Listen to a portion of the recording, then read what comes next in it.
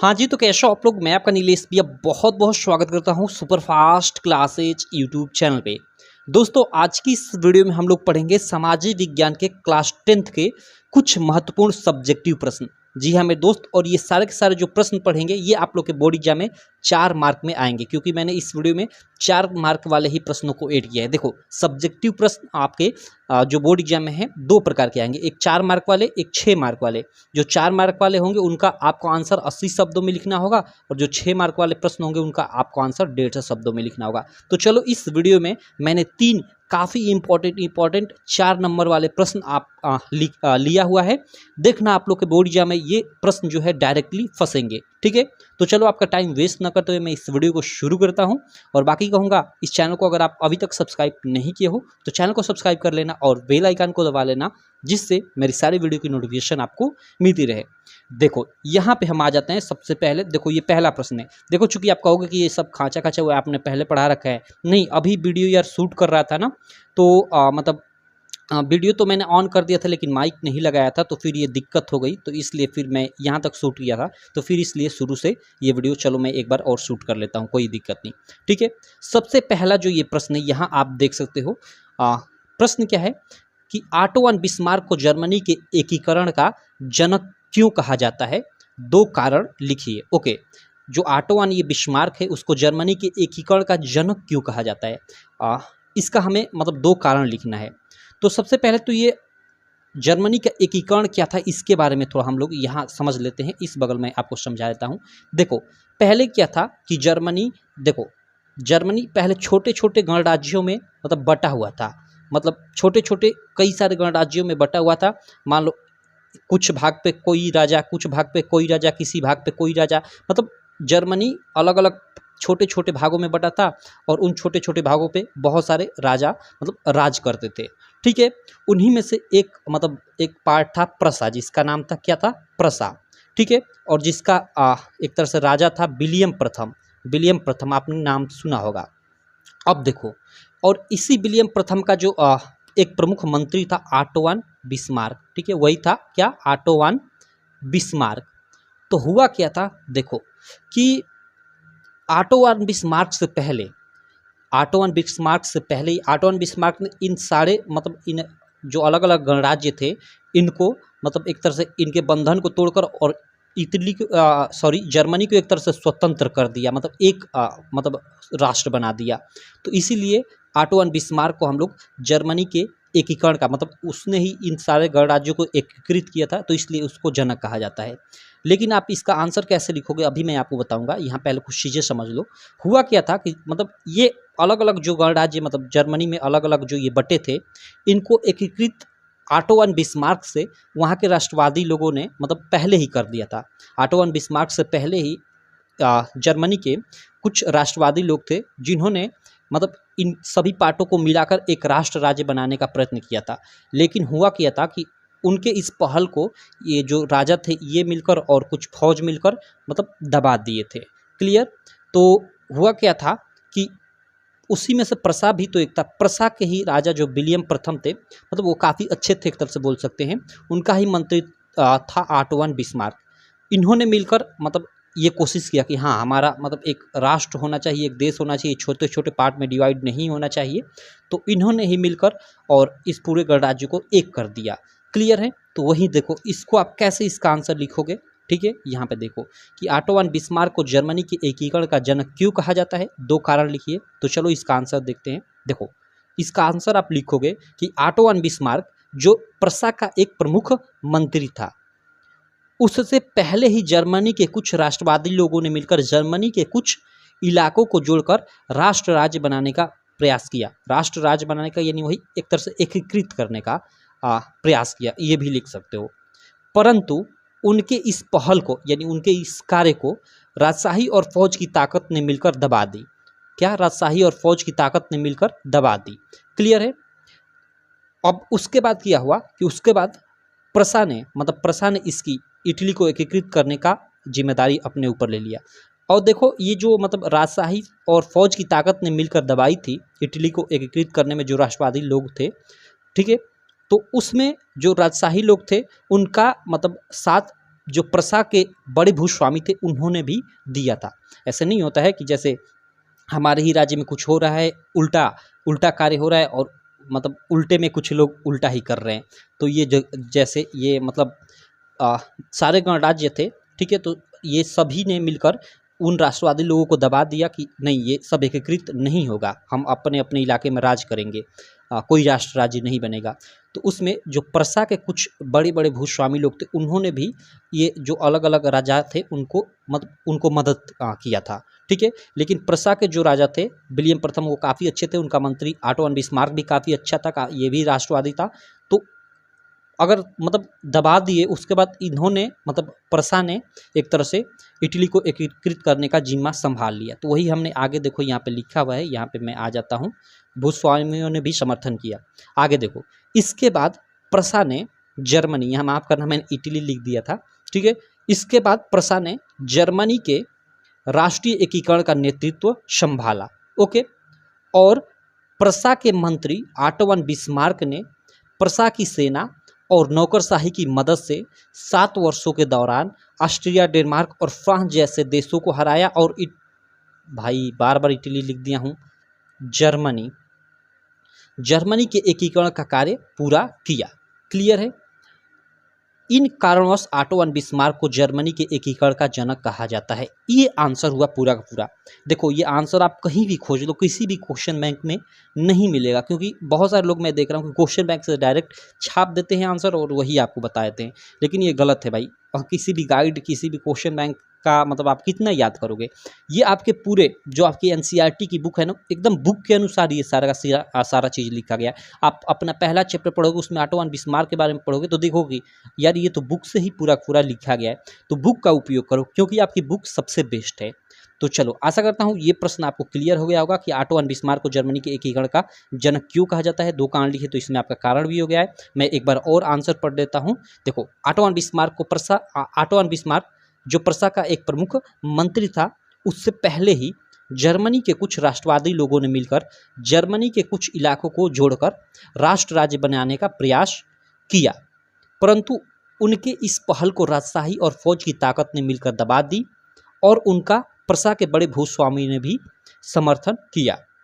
इसके बाद प्रसा ने जर्मनी के राष्ट्रीय एकीकरण का नेतृत्व संभाला और प्रसा के मंत्री ऑटो वन बिस्मार्क ने प्रसा की सेना और नौकरशाही की मदद से 7 वर्षों के दौरान ऑस्ट्रिया, डेनमार्क और फ्रांस जैसे देशों को हराया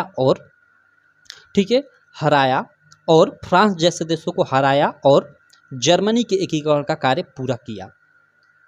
इन कारणवश ऑटो वन बिस्मार्क को जर्मनी के एकीकरण का जनक कहा जाता है। सिंपल, ये आंसर हुआ। ये इतना लिखोगे आपको 4 मार्क मिल जाएगा। देखो प्रश्न थोड़ा ये मतलब इसका आंसर आपको बड़ा लग रहा होगा, लेकिन ये बड़ा नहीं है, आप मतलब आसानी से याद कर सकते हो, ठीक है। चलो सेकंड प्रश्न हम लोग देख लेते हैं। सेकंड प्रश्न क्या है? सेकंड प्रश्न है कि भारत में जाति प्रथा का राजनीति एवं समाज पर क्या प्रभाव पड़ रहा है। ओके, ये पॉलिटी से आप लोग का क्वेश्चन है कि भारत में जो जाति प्रथा है, जाति प्रथा कहने का मतलब कि जैसे जो पार्टियां होती हैं, राजनीतिक पार्टियां, वो आप देखते हो कि जाति मतलब जातियों का अलग अलग यूज करती हैं अपने वोट बैंक को बढ़ाने के लिए। तो वही कह रहा है कि भारत में जाति जो प्रथा है, ये कि जातिवाद राजनीति करना, ये भारत की मतलब राजनीति एवं समाज पर क्या प्रभाव डाला है, ये हमसे प्रश्न पूछा गया है। तो चलो इसका तो नॉर्मल प्रश्न है, कहीं आप बुक भी नहीं पढ़े तो इसका आप आंसर लिख सकते हो। देखो यहाँ पे कैसे लिखना है आंसर कि भारत में जाति प्रथा वोटरों के ध्रुवीकरण में महत्वपूर्ण भूमिका निभाती है। वोटरों के ध्रुवीकरण में क्या निभाती है? महत्वपूर्ण भूमिका निभाती है। मतलब किसी को मतलब जाति या धर्म के आधार पे बांटना, राजनीतिक पार्टी अलग अलग बांटकर अपने पक्ष में लोगों को लाना चाहती है। तो वही है कि भारत में जाति प्रथा यानी ये जाति सूचक जो चीज़ें हैं उनका उपयोग कर वोटरों को अपनी तरफ ध्रुवीकरण कराएं, यानी एक तरह से अपनी तरफ खींचना, आकर्षित करना, ठीक है। तो भारत में जाति प्रथा वोटरों के ध्रुवीकरण में महत्वपूर्ण भूमिका निभाती है। राजनीतिक दल समाज में लोगों को जाति आधार पर बांटकर, ठीक है, राजनीतिक दल क्या करते हैं कि समाज में लोगों को जाति आधार पर बांटकर अपना वोट बैंक बढ़ाते हैं। तो ये तो सिंपल है भाई, इसमें याद करने वाली क्या चीज़ है, ठीक है। ये तो आप लिख सकते हो इतना कि भारत में जाति प्रथा वोटरों के ध्रुवीकरण में महत्वपूर्ण भूमिका निभाती है। राजनीतिक दल समाज में लोगों को जातीय आधार पर बांटकर, ठीक है, अपना वोट बैंक बढ़ाते हैं, ये तो हम सब जानते हैं। ठीक है, आगे आप क्या लिखोगे कि और इस कार्य का राजनीतिक सफलता हेतु उपयोग करते हैं, तो सही बात है भाई, अपना वोट बैंक बढ़ाकर और भाई चुनाव जीत जाते हैं, तो वही लिखा गया कि और इस कार्य का राजनीतिक सफलता हेतु उपयोग करते हैं। ठीक, आगे आप लिखोगे कि विभिन्न जातियों में, ठीक है, विभाजित भारतीय समाज का राजनीतिक दल आज से ही नहीं बल्कि देश की स्वतंत्रता के समय से ही, यानी जब से चुनाव होने लगे तब से ही उनका उपयोग किया जा रहा है, राजनीतिक पार्टियां उपयोग कर रही हैं अपने लाभ हेतु, तो वही लिखा गया है। ठीक है, यहाँ पे वही लिखा गया है कि राजनीतिक दल आज से ही नहीं, ठीक है, बल्कि देश की स्वतंत्रता के समय से ही अपने लाभ हेतु उपयोग करते आ रहे हैं। कौन? राजनीतिक दल। और इसका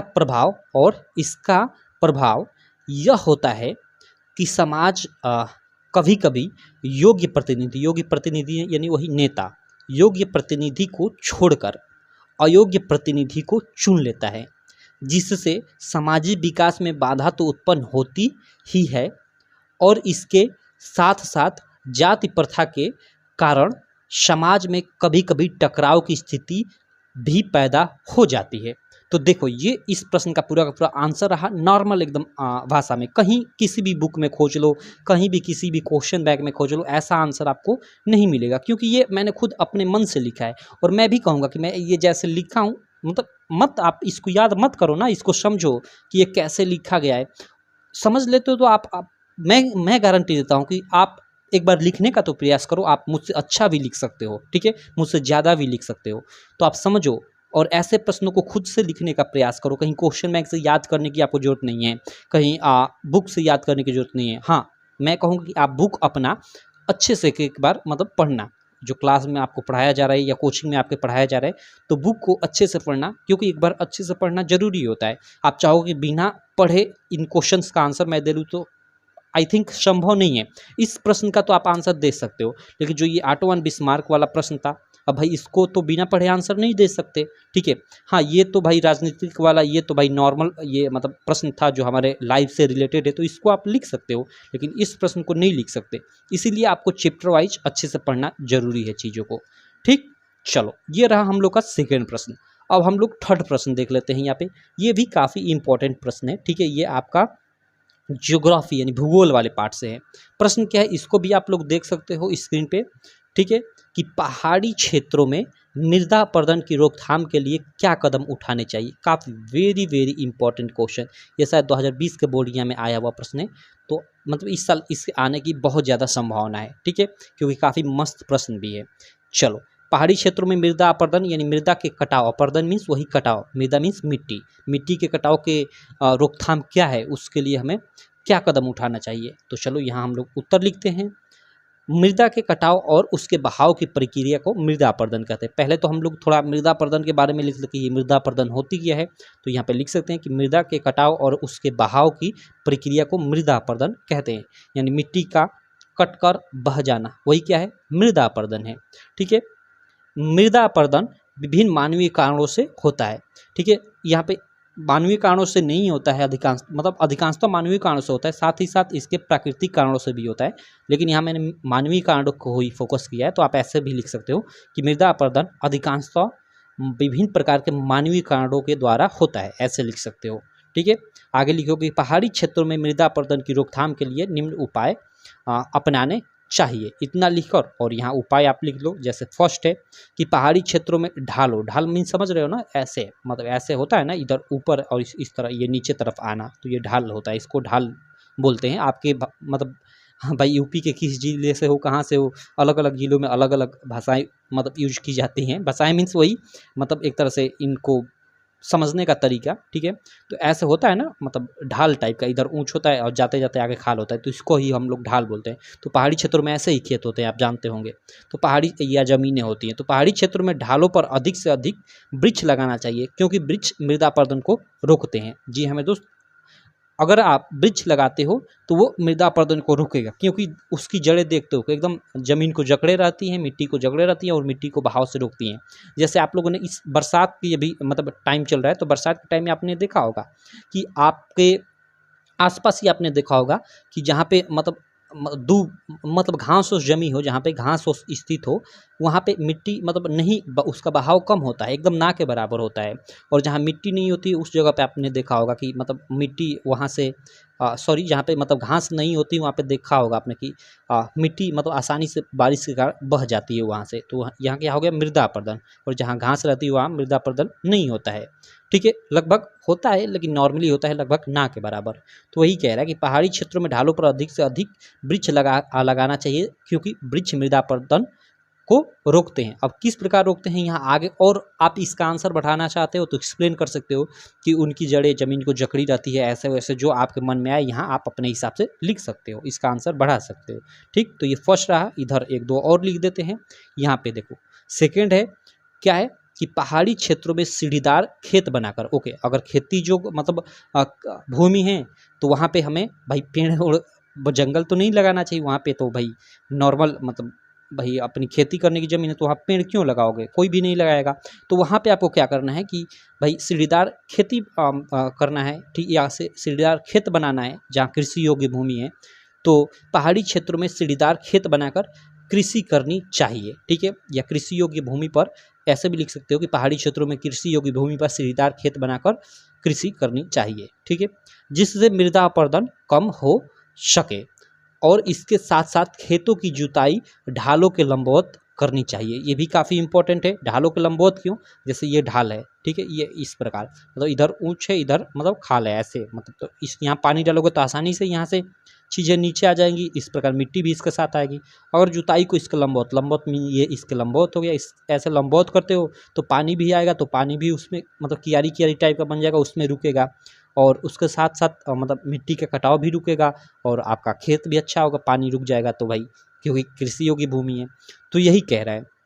ठीक, तो यहाँ आप इस प्रकार लिख सकते हो। बाकी अपने मन से भी यहाँ आप बहुत सारा चीज़ बढ़ा सकते हो। आपको आइडिया अब लग गया होगा कि यहाँ पे मतलब क्या क्या हम बढ़ा सकते हैं। ठीक है, तो चलो ये सेकंड रहा। थर्ड यहाँ पे कि पहाड़ी क्षेत्र में बांध बनाकर जल प्रवाह का समुचित ढंग से, ठीक है, समुचित ढंग से कृषि में उपयोग के साथ साथ मृदा अपरदन को भी रोका जा सकता है। ये भी काफ़ी इंपॉर्टेंट है। देखो मान लो कोई बड़ा खेत है, ठीक है, बारिश मान लो किसी पहाड़ी क्षेत्र में काफ़ी कम हो रही है या अधिक ही हो रही है, तो यहाँ पे मान लो हमने अच्छे से बांध बना दिया, ठीक है, इस तरफ डाले तो यहाँ पर ने अच्छा बांध बना दिया, तो इस खेत का पूरा पानी रुक गया। ठीक है, कहीं एक जगह से हमने काट कर यहाँ नीचे के खेतों को कर लिया। अगर यही यहाँ बांध हम नहीं बनाते, छोटा सा मतलब कियारी टाइप का छोड़ देते, तो यहाँ से जो पानी आता है सब जगहों से आता है, तो सब जगह से मिट्टी का कटाव होता है। यहाँ एक ही जगह से कटा होगा। और हम लोग उचित उपाय भी कर सकते हैं, यहाँ कटाव ना हो उसके लिए, मतलब जो भी सामान हो वहाँ पे हम लोग यूज कर सकते हैं। तो ये सब उपाय हैं। आप अपने मन से, ये ऐसा प्रश्न है जिनका आप अपने मन से भी उत्तर बना कर लिख सकते हो। ठीक है, तो ये हम लोग के 3 प्रश्न रहे, तीनों के तीनों काफ़ी इंपॉर्टेंट है आप लोग के एग्जाम के लिए। ठीक है, 4-4 मार्क में आप लोग के एग्जाम में ये प्रश्न आएंगे, तो आप इन तीनों प्रश्नों को देख लेना, याद कर लेना। ठीक है, चलो बाकी आप कमेंट बॉक्स में बताना कि आपको ये वीडियो कैसी लगी। वीडियो चली तो यार चैनल को सब्सक्राइब कर देना, वीडियो को लाइक कर देना, और साथ ही हमारी एप्लीकेशन है UPMSP स्टडी, जो आपको गूगल प्ले स्टोर पे मिल जाएगी, आप डाउनलोड कर लेना। यहाँ पे आपको notes, study material, previous year paper, सारा का सारा चीज़ आपको बिल्कुल फ्री में मिल जाएगा। ठीक है, तो चलो मैं मिलता हूँ आपसे नेक्स्ट वीडियो में, तब तक के लिए थैंक यू।